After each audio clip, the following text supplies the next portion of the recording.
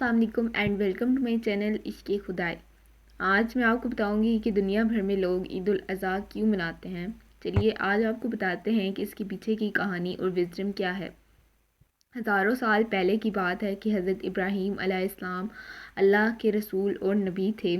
एक दिन जब हज़रत इब्राहीम अलैहिस्सलाम सो रहे थे तो उन्होंने ख्वाब में देखा कि अल्लाह ने उनसे उनकी कीमती चीज़ मांगी है कि वो अल्लाह की राह में उस चीज़ को कुर्बान कर दे। अल्लाह सुब्हाना ताला अपने ख़ास बंदों का इम्तिहान लेता है ये देखने के लिए कि वो इंसान अल्लाह से मोहब्बत करता है या अल्लाह के दिए हुए तोहफ़ों से। हज़रत इब्राहीम अलैहिस्सलाम ने अगले दिन सुबह उठ के 100 ऊँट अल्लाह की राह में कुर्बान कर दिए। हज़रत इब्राहीम अलैहिस्सलाम उस रात दोबारा सोए तो उन्हें दोबारा यही ख्वाब आया। आपने सुबह उठ के 200 ऊँट अल्लाह की राह में कुर्बान कर दिए। अगली रात फिर से उन्हें वही ख्वाब आया जिसमें अल्लाह ने उनसे उनकी सबसे कीमती चीज़ मांगी। हज़रत इब्राहीम अलैहिस्सलाम ने सोचा कि दुनिया में उनकी सबसे कीमती चीज़ क्या है, तो उन्हें याद आया कि उनकी सबसे अजीज़ चीज़ उनके लिए उनका बेटा इस्माईल अलैहिस्सलाम है। इब्राहीम अलैहिस्सलाम को उनकी ये औलाद 80 साल की उम्र में नसीब हुई थी, जिस पर हज़रत इब्राहीम अलैहिस्सलाम ने अल्लाह का बहुत शुक्र भी अदा किया था। इब्राहीम अलैहिस्सलाम समझ चुके थे कि अल्लाह ने उनसे उनकी बेटे की कुर्बानी मांगी है। अल्लाह ये देखना चाहते हैं कि वो अपने बेटे से ज़्यादा मोहब्बत करते हैं या अल्लाह से। अगले दिन वो उठे। इब्राहीम अलैहिस्सलाम ने अपनी बीवी हाजरा अलैहिस्सलाम को कहा कि हमारे बेटे को अच्छी तरह नहला कर तैयार कर दें, वो अपने अपने साथ किसी दावत पर लेके जाना चाहते हैं। हज़रत हाजरा अलैहिस्सलाम ने अपने बेटे को तैयार कर दिया। इब्राहीम अलैहिस्सलाम अपने बेटे को पहाड़ की तरफ लेकर रवाना हो गए, लेकिन शैतान को कैसे मंजूर हो सकता है कि कोई अल्लाह का हुक्म माने। वो अपने काम पे लग गया। वो इब्राहीम अलैहिस्सलाम की बीवी के पास एक बुज़ुर्ग की सूरत में गया और कहा कि तुम्हारे बेटे को अल्लाह की राह में कुर्बान करने लगे हैं तुम्हारे शौहर। ये सुनकर हज़रत हाजरा अलैहिस्सलाम बहुत हैरान हुई, लेकिन वो समझ गई थी कि ज़रूर अल्लाह ताला का हुक्म होगा।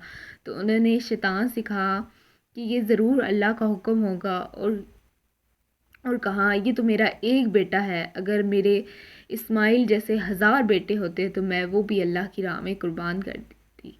जब शैतान हज़रत हाजरा अलैहिस्सलाम को भड़काने में नाकाम हो गया तो इस्माइल अलैहिस्सलाम के पास गया और उनको कहा कि आपके बाबा आपका कत्ल करने लगे हैं। जवाब में इस्माइल अलैहिस्सलाम ने कहा कि अगर ये अल्लाह का हुक्म है तो मेरे लिए इससे बढ़कर क्या बात है।